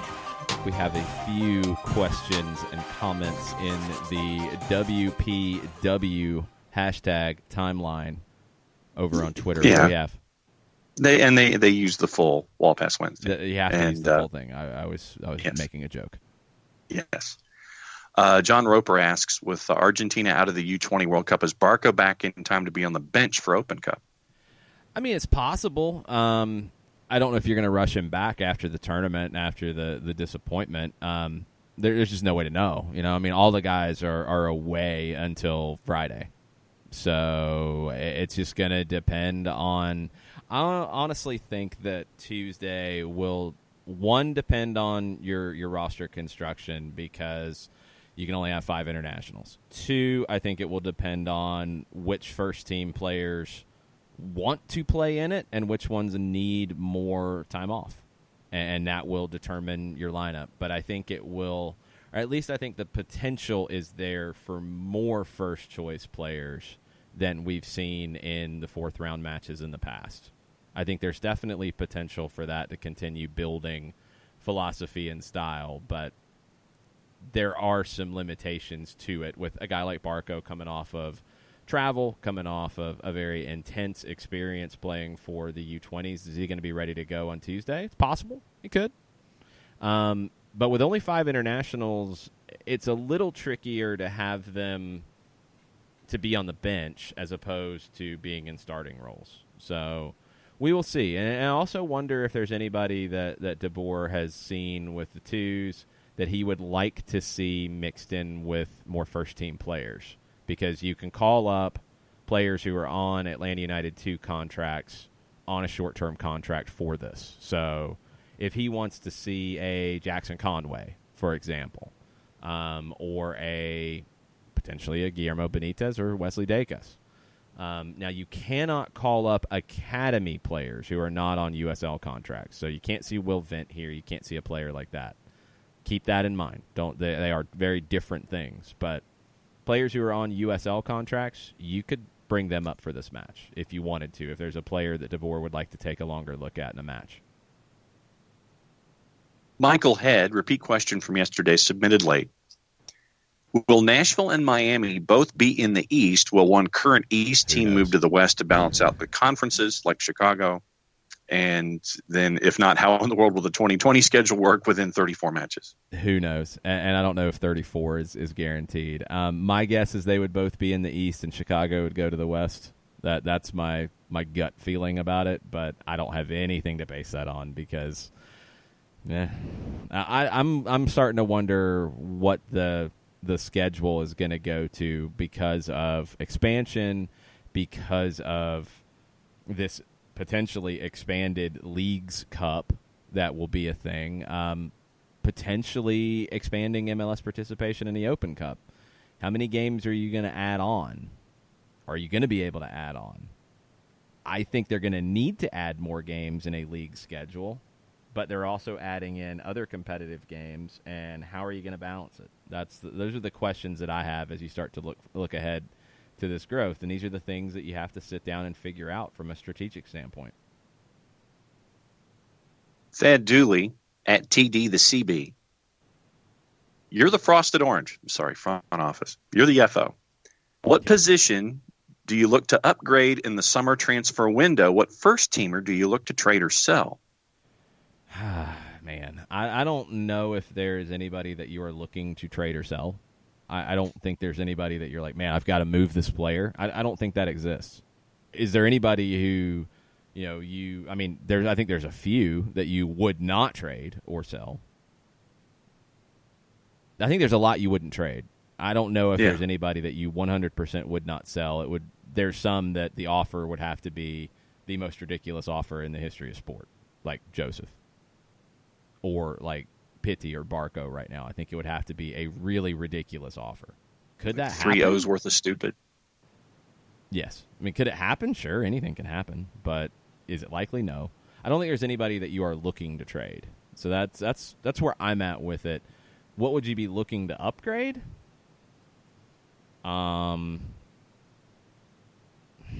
There's not a lot you're looking to upgrade. I think maybe you're looking for more depth in a natural right back role or in a defensive midfield role in more of a true 6. That's about it. Are you looking to make major moves to bring in that depth? Maybe not. Are they critical? Is it critical to increase that depth? I don't think so. But if the right offer, if the right player, if the right situation becomes available, you take it. So I think it's a situation where you're going into a window where a good number of teams will be active, and you need to not rule out the possibility of being active. But Frank DePoor said he's looking to add a player. I don't know what he's looking for specifically. The only thing I could keep coming back to would be maybe more of a true number 6. But I'm also comfortable with Remedi, Lorenowitz, Nagbe in that type of role, and I really like what we've seen in the last couple of matches with Nagbe, Gressel, and Remedi together, like we did last year in the postseason. But it's different with Nagbe central and in a different type of role with the way this team is playing. I like where that could be headed too. So I don't think it's something that has to be done for this team to win a title, but if you get a chance to upgrade, you're going to take it. If it's the right move and it's the right price and everything works out, you're going to take any chance you can to make this team better because it gives you a better chance to win. Daniel Price with a lot of U20 thoughts this morning. He says, so much to talk about today. Barco's U20 tournament coming to an unfortunate end, but man, oh man, did he just play himself into the U23 World Cup roster for Argentina. Barco was carrying that squad in Messi-like fashion on his back. Great showing by him and for Atlanta United. Well, there's no U23 World Cup, first off. It would be the Olympics. And would he be part of that potential Olympic squad? Yeah, absolutely. I think Ezequiel Barco could be potentially part of an Argentina senior national team next year. I think you're in that type of conversation.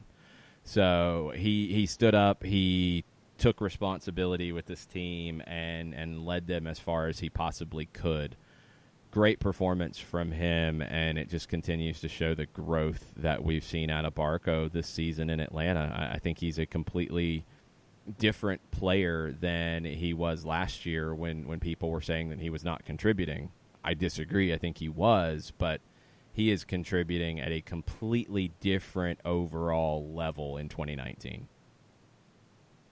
And then Daniel says, that brings us to our local heroes. Very proud of our U20 squad, turning themselves into local legends. Weah and Soto are outstanding and really bringing up the pace. All this makes me very excited for the future men's national team when they go to the next World Cup.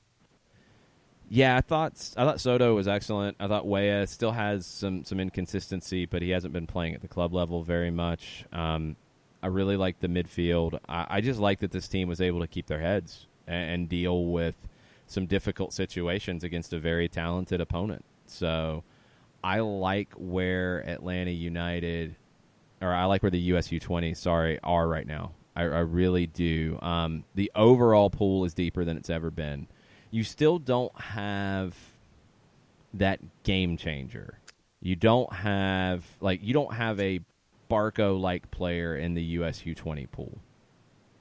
I don't think that is there yet. And that's the part that you can't really – it's really hard to say I'm going to produce the next Lionel Messi or Cristiano Ronaldo or the special player like that. You can't really create a structure to do that. Sometimes those players appear, and you have to have a structure that fosters their development. You can't really make that happen. Sometimes players like that are just born.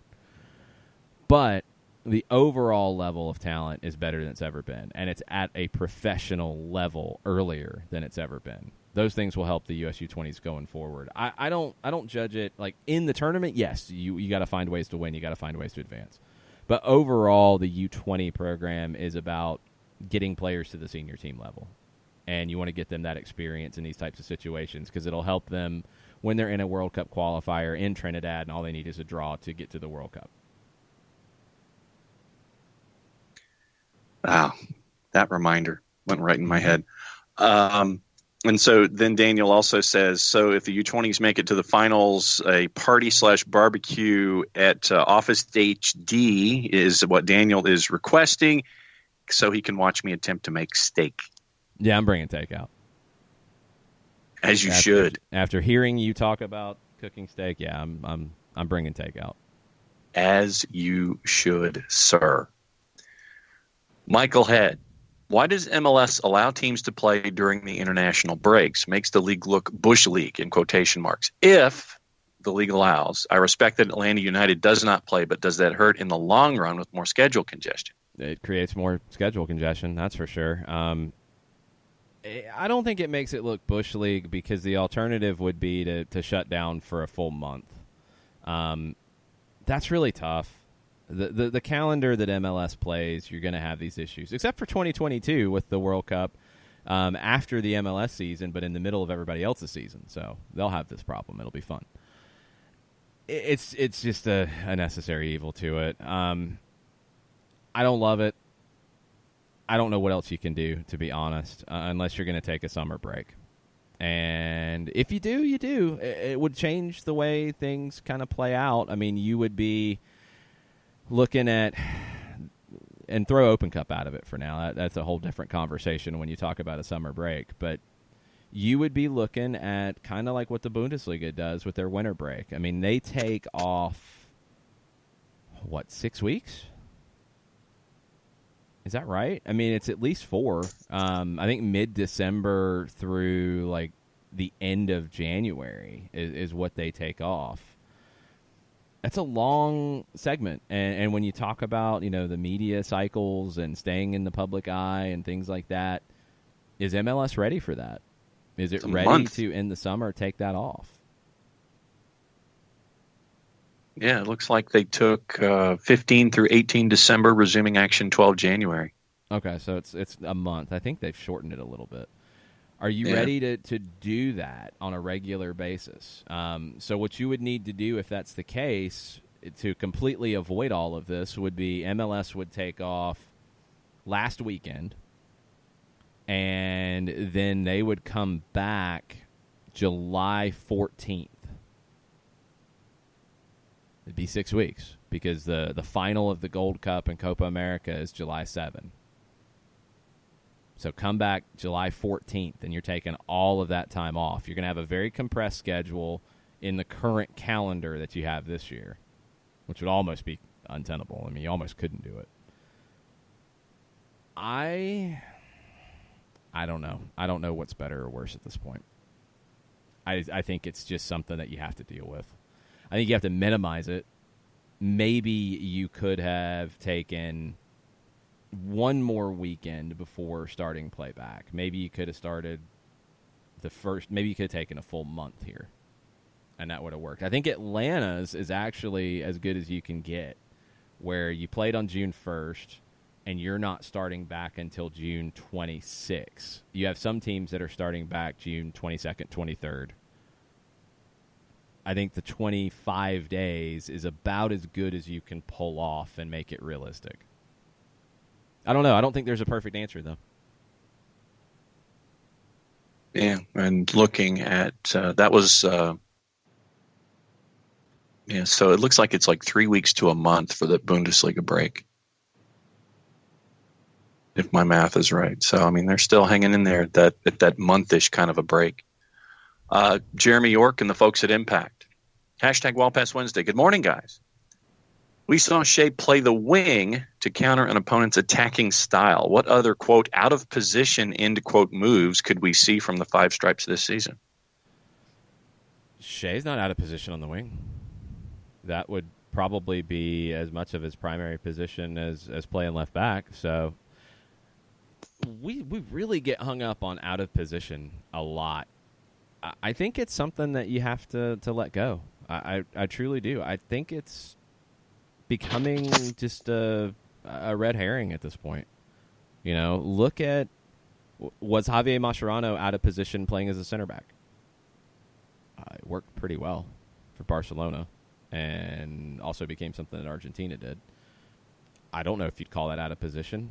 Trying to think of some others. Yaya Toure, if he's playing as a 10, was that out of position? Or was playing as a 6 out of position? I don't know anymore. Is Eric Remedi out of position playing as an 8 versus a 6? I think position in that regard and being so rigid about out of position, I don't look at it that way anymore. Can Joseph play center back? It's probably not something you want to do. It's probably not the ideal situation. There are a few times that something like that, I guess, you could really get into, but you're not going to see those realistically. Michael Parker's playing on the right or the left. Is that out of position at this point? I don't think so. I don't. So, I mean, we were at a point where it was if Miles Robinson was in the middle of 3 center backs, that was out of position. That's definitely not the case. Don't get hung up on that. Breck Shea did a job because Bastian Schweinsteiger moved over to try to get out down the right side. That was how Chicago was trying to get Schweinsteiger into the attack. Frank de Boer realized it and snuffed it out immediately. And Bastian Schweinsteiger had 0 impact going forward in this match. That's just good tactics from Frank de Boer. Breck Shea can get forward and cause problems as a left winger because he's played that a whole lot in his career, but he can also defend because he's played that a whole lot more recently. So he's able to deal with Schweinsteiger and shut that down. Don't get hung up on out of position anymore because you're going to see, as I think the game evolves and as this team evolves and as in the United States the conversation evolves to where outside backs are playing midfield, center backs are playing defensive midfield roles, defensive midfielders are playing center back, wingers are playing up top, number 10s are playing as forwards, forwards are playing as wingers. You're going to see these things. Joseph Martinez takes up a position as a winger a lot of times because he is trying to find a space on the field and either pull center backs out with him or create lanes to run into. Is he a winger? No. Is he a false 9? I don't think so. Is he a target forward? Not really. He's just a player, and he has a role. So I would definitely caution, don't make your head hurt by worrying about if players are out of position. Because it's going to get worse. If in that regard, it's going to get worse. You're going to have more headaches. Shiva heard something on MLS radio. Wanted to see what we thought. Uh-oh. If, parenthesis, when Atlanta makes a deep run in the postseason, what is the it factor, in quotes, they can always go back to when it's the 80th minute and they need to get that result to get into the next match?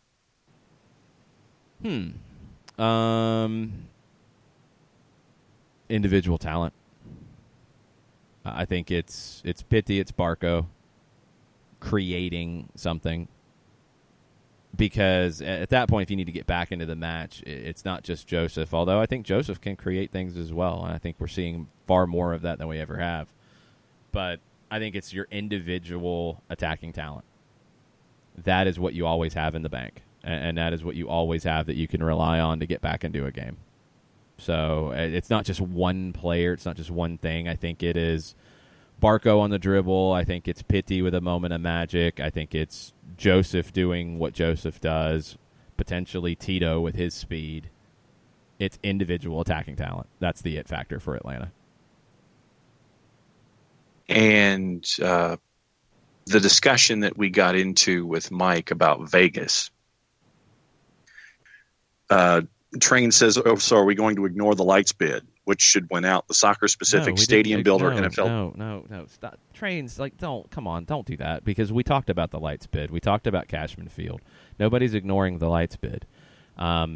Which one is going to win out? I don't know. I don't think the soccer-specific stadium is the end-all, be-all in this situation. I don't. I'm sorry. I don't think Atlanta would be better off if they had built a 25,000-seat stadium. I don't.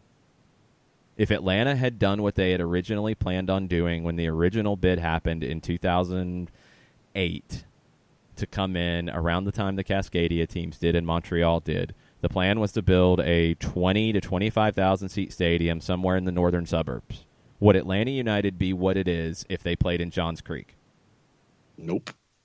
I don't think they would. I don't think they would at all. I think Atlanta United would be Philadelphia in that regard. So the talk that playing in a big stadium is just a horrible thing, and if you have a small soccer-specific stadium that you're authentic or you're legit or you're good, I disagree with that completely. Now, if you're going to play in a big stadium, you have to make it work, and you have to create a good atmosphere, because that's what doing any product is. If you have a crappy atmosphere or a bad building for your product, then it's not going to work. You see that with arenas. You see that all across the board in all sports and all entertainment situations. So if you're going to do it, the stadium better be built to do the things that Atlanta does with Mercedes-Benz Stadium. It better work for it, obviously. But I don't think the lights bid is better just because they would be building a smaller soccer-specific stadium. I think the soccer-specific stadium myth can go away. What teams are doing the best and are getting the most attention at the gate right now? Atlanta, Seattle, Portland just added more seats, and they converted a baseball stadium into this. Kansas City special, and they've done it with a soccer-specific stadium. That's a great atmosphere and a great fan base, and it works well. Toronto keeps adding to their stadium, and that makes total sense for what Toronto is and what they've done. Montreal has a beautiful little venue. They need to put a better product on the field. And they want to add more seats. They need to. I'm not even going to mention Red Bulls because that's going to trigger trains, and I don't want to do that. They've got to figure their stuff out. We all know that. New York City has to build a stadium, period, because they don't have one. Yep. But being in a smaller stadium doesn't guarantee you anything. Houston Dynamo are in a soccer-specific stadium that's a great venue, and it's downtown. On paper, and they should be doing great. Yeah, it's at least 15. But they should be doing great, and they're not. Either it's the marketing, it's been the product on the field, although it's not the case now. Whatever it is, it ain't working. Building a soccer-specific stadium doesn't guarantee you anything. I want the right ownership group, whichever one that is, whichever one is going to commit to putting a quality, big-time product on the field. That's what I want out of Vegas. If they're coming in, whichever owner is going to commit to growing the game in the community, because that's your long-term success, investing in a first-class product and a first-class presentation, that's who should win the bid. I don't care which one it is, and I don't care which venue it is. I don't think either venue guarantees you anything. And then scheduling thought as a follow-up, Trains thinks MLS should adopt the format that the WWE has, SmackDown versus Raw kind of stuff, MLS East versus West, maybe have one-off weeks, glamour matches with high-placed teams. All-Star would be fun, too.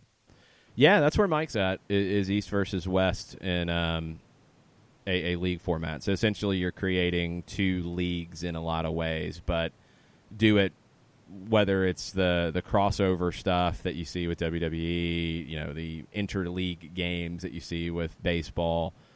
You could do those things for sure. You could make that work. I'm not completely against it. I'm also not against promotion relegation under an MLS banner in two leagues. As long as, and I think these are the things you would have to do to make it work, it's complete revenue sharing across the board. So yes. If you are part of MLS, if you're part of the 40 or 44 or 48 teams, whatever it is, you are sharing all of the league revenues the same whether you're in the first division or the second. The only differences are what you do with your local revenues. I think you'd have to do that. I think you'd have to create that situation. If they can pull that off, great. Then you have, I think, the best of both worlds. You have a league that has playoffs, which I think are good. You have the promotion relegation battles. That creates more excitement, does create pressure. You have both, and you have a league that is sustainable and financially secure, and that's the most important thing. Because promotion relegation does not create a sustainable, secure financial league. It doesn't. If anything, it takes that away. So all you have to do is look at England on that one. You look anywhere. That's not even just an England thing. England can't corner the market on that one. You can look at any lower division. I mean, look at what Mexico does. Like, teams that get relegated, like, we're going to buy our way and not be relegated. Yeah, you're going to buy whoever gets promoted and just keep them in your market. I mean, Jaguares in Chiapas had like 5 different names, it felt like, because they'd get relegated and somebody else would move it in. Yeah, it's goofy. You've got these situations that are happening. MLS doesn't have to follow those things. They have to, in my mind, what MLS has to do is they have to create a plan for growth. They have to make sure that owners are investing in the game in their markets to grow it. Because if you do what the old NASL did and you just plop down a team and say, we're here, we're a big deal, you got to be here, you got to come support it, it's not going to work. You have to build the grassroots. You have to do the community work. You have to do the academy side of developing talent. But you also just have to be out in your community and grow your fan base. So you need owners who are going to do that. You need owners who are going to do it in a first-class way. You need owners who are going to invest. You need a plan for growth. And then you need to implement it. And if that is an MLS East and an MLS West, cool. If that is an MLS 1 and an MLS 2, cool. I don't care. I don't care if it's 34 games or 36 or 38. I don't care if you're playing teams twice or once or playing crossover again. I don't care. Create that. Whatever that is. But the game will grow in the United States and MLS will grow if it is done strategically, about sustainability and about growing the presence of the league. Period. Those are the things that are important to me. The formatting, you can figure that out. But you've got to start thinking about it now. Yeah, and I would think that you already have. I would assume that you already have thought about it. I mean, if you haven't, then yeah, it's time to catch up. It's time to have a strategic planning meeting. But yeah, you got to figure it out because you've got Charlotte, Detroit, now Vegas with 2 groups outside of Sacramento, St. Louis that you expect to go ahead and get in. You've got Austin coming in. You've got one more spot. You've got Phoenix that's pushing. So let's go ahead and say Sacramento and St. Louis are coming in. You've got one spot to get to 30. You have Phoenix, Detroit, Charlotte, Vegas, San Diego, Raleigh, all pretty vocal about wanting in. You have Tampa now. You have Tampa, who had been interested under Bill Edwards. He sold it to the Rays. They haven't ruled it out. Great article over at The Athletic about Tampa Bay Rowdies and what they're doing. They haven't said no, it would never be interested. So include them as a possibility. I mean, I think the possibilities are endless beyond that. It's not even a counting thing. Like, if the right ownership pops up in New Orleans, San Antonio, Albuquerque, Milwaukee, Indianapolis, which has been interested. So Indy would be in that initial group that has shown direct interest already. Louisville, don't laugh. Louisville. Not laughing. There's possibilities for 40 very easily, very comfortably, and really not much to worry about with it. But you've got to create the plan and the structure to make it work. And that's what MLS has to get right as you go into the boom that is going to happen in 2026.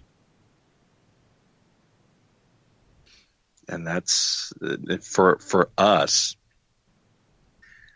to be able to see the growth. It's been fun to see everyone interested and to see the outreach and to see all the different markets that want to get in on this, because I mean it is right now a growth industry and a growth league, and you see a lot of folks gravitating toward it that have been gravitating toward other sports in the past. But right now, a lot of folks are gravitating towards soccer. And the Vegas Review Journal piece, that's today's required reading. Yeah, go check it out. I mean, it's going to be interesting what happens in Vegas and how it's approached. I think the one thing that I do like more about the Golden Knights possibility than the one at Cashman is the localness of it. You know, yes. You have somebody who is invested in Vegas already as opposed to somebody from the outside. And maybe they have more interest and more things going on in Vegas than we know about, but they're not based in Vegas, whereas the Golden Knights ownership would be. That's definitely a step in the right direction. Yep. Bartimus Prime, I kind of think, hashtag Wild Pass Wednesday, sorry. I kind of think a Gold Cup final in Vegas would be lit AF and would be a great venue instead of Arlington or East Rutherford. Yes, agree. And I will basically guarantee you that CONCACAF will have a Gold Cup final in Vegas at some point. Oh, it's going to happen when that stadium's up. Could you imagine the pregame for that? You get the Killers to play because they're from Vegas, and that's better than Imagine Dragons. So there you go. Oh. And all of the showgirls and the motorcycles and the llamas and all that stuff. The Killers embrace the Vegas-ness of it all. So yeah, there's your pregame. You're set. You just get the Vegas Golden Knights pregame show, and you move that over to Vegas Dome for a Gold Cup final. That would be lit. People AF. will complain about it. John Nason with a question. He says, how do you think you can incentivize promotion with equal revenue sharing? Hashtag Wild Pass Wednesday. Well, you have to have equal revenue sharing, but then you can have prize money. I mean, you're prioritizing it based off the idea that if you're in the first division, you're going to make more money locally because your fans are going to be more engaged. But you can create a prize money component. I do like what the Premier League does in... And I can't remember what aspect of the revenue sharing affects the payouts for where teams place, because the TV money is split equally.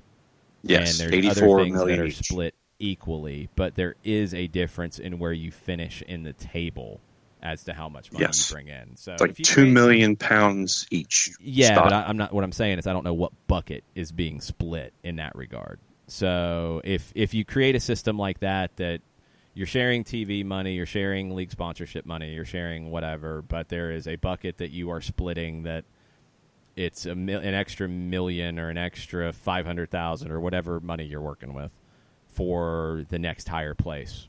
You could do that. You could create something like that. But that's the thing, and this is what I come back to with promotion relegation. If you don't do something like that, then why would you bring that into the table, and why would you, if you're an MLS owner currently, want to have promotion relegation? Because then you're putting your entire investment at risk. And the reason you have promotion relegation in leagues around the world right now is because you always had it. It's not because like the biggest money owners would want it. You wouldn't start a league today with promotion relegation anywhere in the world, I don't think. You've had conversations about Australia adding it, but they didn't start with it in mind. Japan didn't start with it in mind. They eventually added it. And I would be looking at how they added it. I would be looking at, okay, well, what did they do? How did they guarantee that owners are going to, and their investments are going to be at least somewhat protected? Because that's what it keeps coming back to for me when you talk pro-rel is, yeah, the romanticism of it, wonderful. The storylines that can emerge of it, great. The pressure, the drama, it's awesome. do you want to, if you are a billionaire, do you want to put your investment at risk based off of a couple unlucky bounces or a couple of injuries that would have your team get relegated? No, you would never want to do that. Never, ever, ever would you want to do that. So you need to find a way to marry the two. And I think you're going to have to do it with some kind of revenue sharing.